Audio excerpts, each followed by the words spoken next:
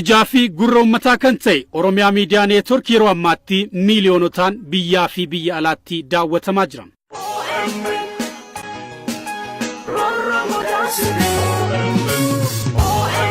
Tamsaasni keenya karaa saatalaayitii miidiyaalee hawaasaa adda addaan itti fufeera. Oromiyaa Miidiyaa Neetwork OMN ayyaana Eid al-Fitr kan bara 2011 yeroo 1440 kabajamu sabeeffachuun qophiiwwan bashannansiisoo fi barsiisoo hedduu qopheessee jira.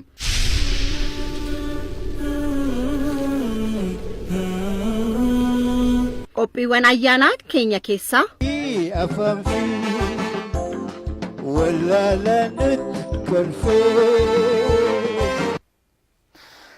من الرانفتم نيدا سينان إجادة تجرى كن يجود كارلو بوران دو يجرو من دكون يوم تكاجرت وانجلت تاتي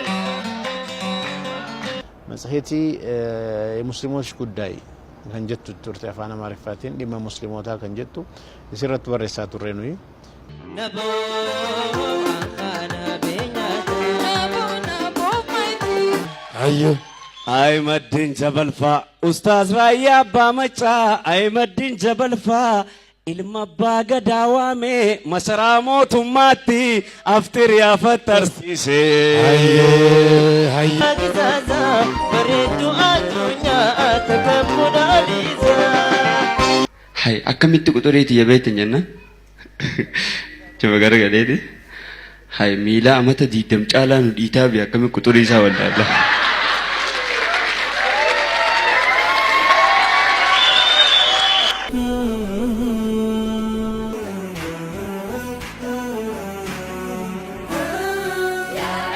Sagantaawwan Eid al-Fitr kana sponsor gochuudhaan oomishaa fi tajaajila keessan beeksifadha.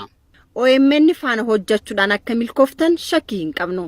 OMN ijaa fi gurra ummataa. Salaam salaam. Araru salaam.